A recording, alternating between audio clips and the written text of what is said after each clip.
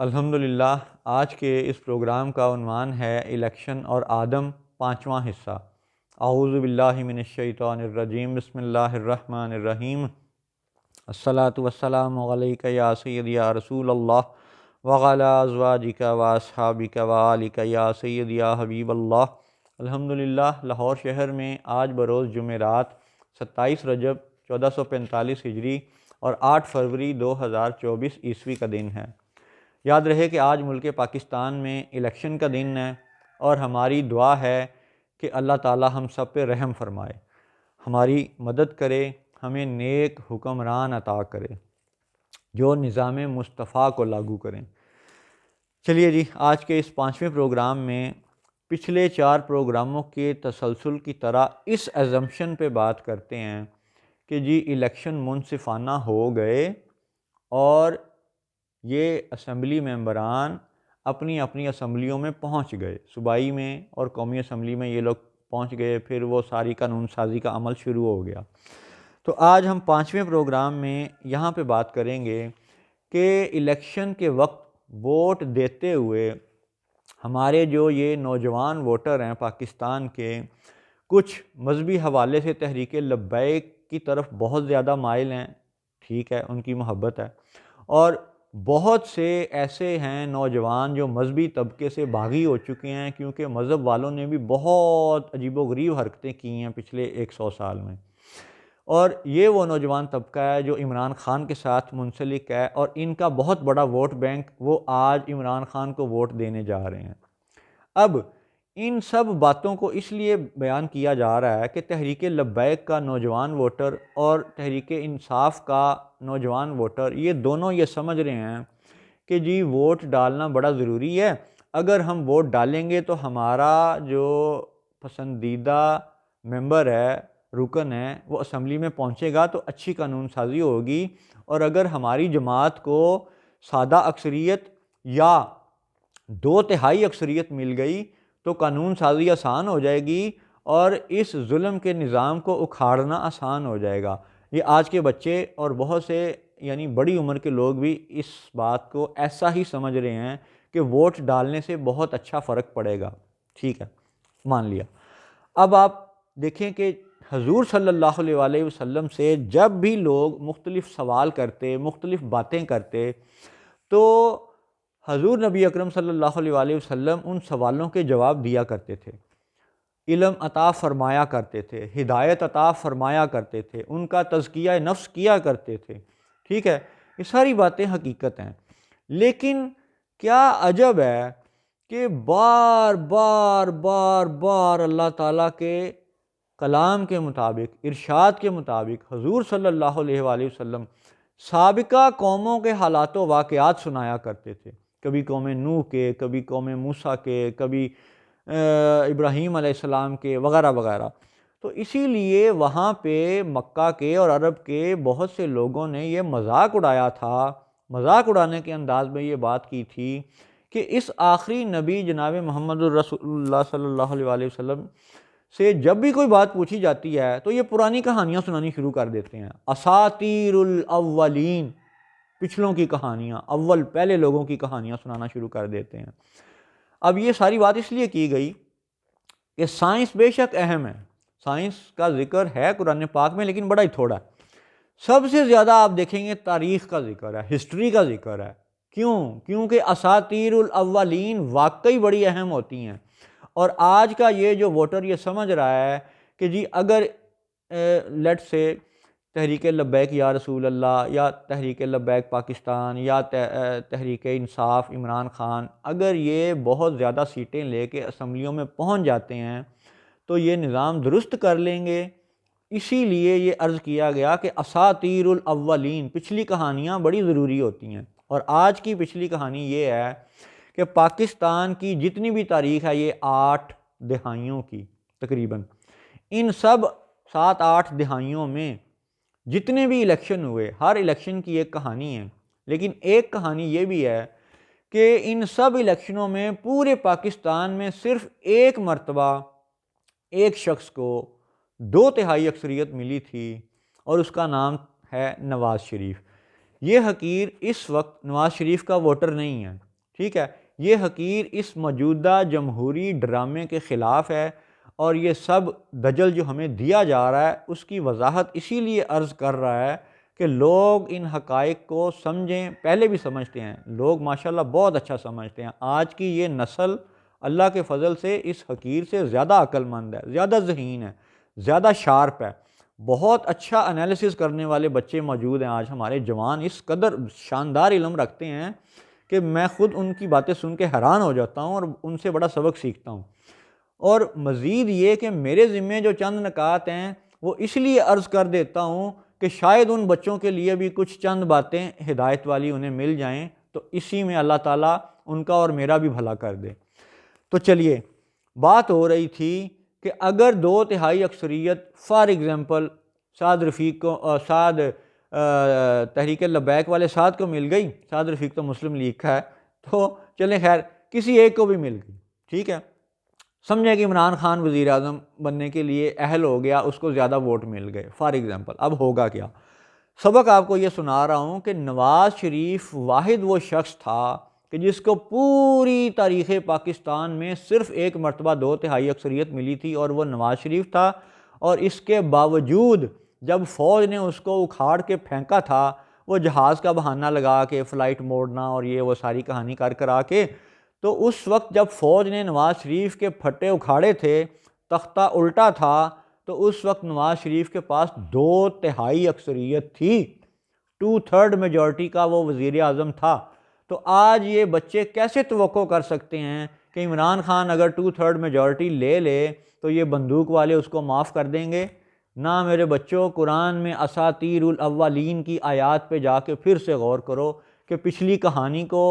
پڑھنا اور سمجھنا کیوں ضروری ہوتا ہے، قرآن سب سے زیادہ تاریخی واقعات کیوں بیان کرتا ہے۔ اسی لیے اس حقیر نے الیکشن کو سجدہ آدم کے حوالے سے شروع کیا تھا کہ خلافت اور عبادت یہ ہم نے علیحدہ نہیں کرنے، یہ یکجان ہوں گے تو نظام مصطفیٰ لاگو ہوگا۔ اور آج اگر یہ اس الیکشن میں سے کوئی بھی شخص 2/3 میجورٹی بھی لے لے تو اس کے رستے میں رکاوٹ وہی ہے، اسٹیبلشمنٹ چند لوگ اور فوج کے چند لوگ۔ لیکن ایک بات یہ یاد رکھیں کہ جب فرعون غرق ہوا تھا تو اس کے ساتھ، اس کا جو ساتھ دینے والے تھے، قرآن ان سب ساتھ دینے والوں کو آل فرعون میں شمار کرتا ہے۔ اس لیے اسٹیبلشمنٹ کے وہ چیلے چانٹے جو مختلف سرکاری اداروں میں نوکر چاکر ہیں، یا جو بندوق والے ہیں، یا جو یہ آرمی چیف کے اس وقت غلام بنے ہوئے ہیں، وہ سب سوچ لیں کہ روز محشر جا کے انہوں نے کیا جنت چیف آف آرمی سٹاف کی نسبت سے لینی ہے یا محمد رسول اللہ صلی اللہ علیہ وسلم کی نسبت سے لینی ہے۔ یہ فیصلہ آپ کا ہے۔ اس حقیر کی طرف سے چند حقائق اور سن لیں کہ 2/3 اکثریت والے وزیر اعظم کو اگر یہ فوجی اٹھا کے پرے پھینک سکتے ہیں، تختہ الٹ سکتے ہیں، تو پھر اصل حل ان اسٹیبلشمنٹ کے بدماشوں اور اس پاک فوج کے اندر ناپاک افسروں کا علاج کرنا ضروری ہے، اور اس کا حل یہ ووٹ نہیں ہے، ٹھیک ہے؟ اس کا حل اب بہت سے لوگ بیان کر رہے ہیں، اور آج کی قوم یہ جانتی ہے کہ جی جنہوں نے اب ایک اور بات دیکھیں آپ، کہ جو کوئی یہ کہے کہ جی میں اللہ کو نہیں مانتا، اس کے لیے کوئی سزا نہیں ہے، اور جو یہ کہے کہ جی میں صدر یا آرمی چیف کو نہیں مانتا، اس کے لیے جناب فتوے ہیں کہ جی یہ ہیٹ سپیچ کر رہا ہے، اس کو پکڑ کے جیل میں بند کر دو، اس کو سزا دے دو، یہ جی لوگوں کو اشتعال دلاتا ہے۔ اور بھائی اشتعال دلانے والی بات نہیں ہے۔ اس حقیر نے اپنے سینکڑوں پروگراموں میں یہ بات عرض کی ہے کہ ہمیں گورے کے دجل سے، گورے کے فریب سے باہر نکلنا ہے۔ اگر ہم اس گورے کے فریب سے باہر نکل آئیں، جو کہ ممکن ہے، تو ہماری معاشی حالت بھی بہتر ہو جائے گی اور دینی مذہبی معاملات بھی سدھر جائیں گے۔ اب اس وقت سچویشن یہ ہے، حالت یہ ہے کہ یہ جو ادارے بنائے گئے ہیں پچھلے 100 سال میں، اور ابھی بھی جو پاکستان میں ادارے ہیں یا جو مصر میں ادارے ہیں، یہ بیسیکلی قانون سازی کے لیے نہیں ہیں، یہ صرف کالونائزیشن کو مزید پختہ کرنے کے لیے ہیں، دہشت گردی کو مزید رواج دینے کے لیے ہیں، گورے کے قبضے کو قانونی شکل دینے کے لیے ہیں۔ یاد رہے کہ پچھلی 3 صدیوں میں گورے نے، یورپی سامراج نے بندوق اور توپ کی وجہ سے قبضہ کیا تھا ساری دنیا پہ، زمین پہ قبضہ، مال پہ قبضہ وغیرہ وغیرہ۔ تو جاتے جاتے اس نے کیا کیا کہ بھئی یہ تو بڑا مہنگا سودا ہے، ہم اتنی فوج لے کے جاتے ہیں، قتل بھی ہوتے ہیں، گالیاں بھی کھاتے ہیں، اس سے اچھا ہے خود جا کے انگلینڈ میں بیٹھ جاؤ یا تل ابیب اور واشنگٹن میں بیٹھ جاؤ اور کنٹرول کرو مقامی حکومتوں کو، اور مقامی حکومتیں وہی کریں جو یہ کر رہے ہیں اور یہ انہی کو نچا رہے ہیں۔ اب سب دنیا کو معلوم ہے کہ آج 1947 میں اگر یہاں لارڈ ماؤنٹ بیٹن ہی آج 2024 میں بیٹھا ہوتا اور فلسطین اور وہ غزہ کی جو قتل و غارت جاری ہے صہیونیوں کی طرف سے، اور یہاں 2024 میں انوار الحق کاکڑ کی جگہ پہ لارڈ ماؤنٹ بیٹن یہ کہتا کہ بھئی میں نے اپنی پاکستانی فوج جو ہے نا وہ وہاں نہیں بھیجنی، پھر تو ہمیں بڑی آسانی سے سمجھ آ جاتی کہ ہاں یار یہ وہی برطانیہ ہے جس نے وہاں فلسطین کو توڑ کے اسرائیل بنایا، یہودیوں کے نام پہ بنایا، اور مسلمانوں کے قتل و غارت کا، عیسائیوں کے قتل و غارت کا سلسلہ کھڑا کیا۔ اس صہیونی ریاست کو بنانے والا چونکہ یہ برطانوی دہشت گرد ہے، اور یہی برطانوی دہشت گرد کا نمائندہ لارڈ ماؤنٹ بیٹن چونکہ 1947 سے آج 2024 میں بھی بیٹھا ہوا ہے، اس لیے یہ پاکستانی فوج کو وہاں جہاد کے لیے نہیں بھیجتا، تو ہمیں یہ بڑی آسانی سے سمجھ آ جانی تھی۔ لیکن اب چونکہ لارڈ ماؤنٹ بیٹن نہیں ہے اور انوار الحق کاکڑ قرآن و حدیث کے ساتھ مذاق کرنے کے لیے بٹھا دیا گیا ہے، تو اب لوگوں کو یہ سمجھنا ذرا مشکل ہو رہا ہے کہ انوار الحق کاکڑ کو مسلمان سمجھنے کے معاملے میں بھی وہ کشمکش کا شکار ہیں، اور لارڈ ماؤنٹ بیٹن کے لیے ہمارے لیے پہچان آسان تھی، ہمیں یہ پتہ چل جاتا کہ یہی برطانیہ ہے جو وہاں فلسطین اور سارا یہ قتل و غارت کروانے والا ہے، اور وہی سارے نظام حکومت کو ظلم کی، فساد کی صورت میں لاگو کرنے والا ہے۔ اب ہوا یہ ہے ساری دنیا میں کہ گورا چلا گیا ہے، اور گورے کے جو چیلے چانٹے ہیں وہ کر کیا رہے ہیں۔ ابھی اسی ہفتے کی خبر ہے، مصر کے عبد الفتح السیسی نے، وہ وہاں کا پرویز مشرف تھا، پہلے بندوق کے زور پہ آیا، پھر وہاں کے اخوان المسلمین کے صدر کو اس نے پھانسی دے دی، موت کی سزا دے دی، پھر الیکشن کروائے، پھر وہ ضیاء الحق کی طرح اور پرویز مشرف کی طرح صدر بن گیا، ٹھیک ہے۔ اور ابھی یہ 2 دن پہلے کی خبر ہے کہ اس نے دبئی کو اپنی مصری بیچ کا ایک علاقہ کوئی 20-22 ارب ڈالر میں فروخت کر دیا ہے۔ 4-5 سال پہلے یہ بھی خبر تھی کہ اس نے ریڈ سی میں 2 جزیرے چند ارب ڈالر کے بدلے سعودی عرب کے حوالے کر دیے تھے۔ تو بھئی یہ عبد الفتح سیسی، یہ جو تم قومی اسمبلی وہاں کی بنا کے بیٹھے ہوئے ہو، تو کیا تم یہ اپنے ادارے صرف بیچنے کے لیے آئے ہو؟ یہ پرائیویٹائزیشن، یہ اداروں کا بیچنا، یہ کالونائزیشن کی جدید شکل ہے، اور اسلام انفرادی کاروبار کا مخالف نہیں ہے۔ افضل اگر اپنی دکان کھولنا چاہتا ہے، اپنی فیکٹری کھولنا چاہتا ہے، اسلام اس ذاتی نجی کاروبار کا مخالف نہیں ہے، لیکن جو قومی وسائل ہیں، جو عوامی وسائل ہیں، ریسورسز ہیں، خزانے ہیں، زیر زمین سونا یا معدنیات، دھاتیں، چاندی، ہیرے، جواہرات، لوہا، یہ سب اللہ کی نعمتیں، یہ آدم کی اولاد کا حق ہیں، اور آدم کی اولاد کو دھوکہ دینے کے لیے یہ جمہوری سسٹم بنا کے لاگو کر دیا گیا ہے کہ آتے ہیں یہ قانون سازی کے نام پر، اور قانون سازی کیا کرتے ہیں؟ فلانا ادارہ بیچ دو، فلانا ادارہ بیچ دو، پورٹ قاسم نجکاری کر دو، ریلوے نجکاری کر دو، پی آئی اے نجکاری کر دو، ٹیلی فون کے محکمے کی نجکاری کر دو۔ او بھائی لعنت لعنت لعنت ایسی قانون سازی پہ کہ جو خلاف قرآن ہے، خلاف تورات ہے، اور آدم کی اولاد سے کھلی دشمنی ہے۔ تو آج کی اس حقیر کی ان پروگراموں کی کڑی کی آخری بات یہ ہے کہ یہ موجودہ نظام، مصر کو دیکھ لیں، پاکستان کو دیکھ لیں، دنیا کے باقی تماشوں کو دیکھ لیں، یہ ملکی سرحدوں کے نام پر جو دھوکہ ہمیں 100 سال میں دیا گیا ہے، ہمیں اس دھوکے سے باہر آنے کی ضرورت ہے۔ اور ایک شرابی کا ووٹ ایک امام مسجد کے برابر نہیں ہو سکتا، ایک زانی کا ووٹ امام کعبہ کے برابر نہیں ہو سکتا، ایک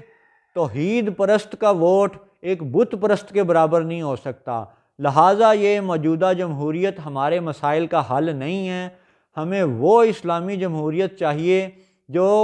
سجدہ آدم میں بیان کر دی گئی ہے کہ آدم علیہ السلام فرد واحد ہیں، ایک ہیں، تعداد کے لحاظ سے کم ہیں، تھوڑے ہیں، واحد ہیں، سنگل اینٹی ہیں، ٹھیک ہے۔ ادھر جنوں کی تعداد کتنی ہے ہمیں نہیں معلوم، فرشتوں کی تعداد کتنی ہے ہمیں نہیں معلوم، لیکن یہ تو پتہ ہے کہ وہاں پہ پلورل کا صیغہ ہے، وَإِذْ قُلْنَا لِلْمَلَائِكَةِ اسْجُدُوا لِآدَمَ، تو جو زیادہ تعداد میں تھے ان کو کہا گیا اس کو سجدہ کرو جو کم تعداد میں تھا۔ اس کا مطلب ہے کہ ہمارے لیے سبق یہ ہے اللہ تعالیٰ کا سجدہ آدم کے حوالے سے کہ خلیفہ وہ ہوگا کہ جس کی ذات کے حوالے سے خلافت اور عبادت یکجان ہو جائیں گے۔ یہی روح ہے دین کی اور خلافت کی اور حکومت کی۔ السلام علیکم ورحمۃ اللہ وبرکاتہ۔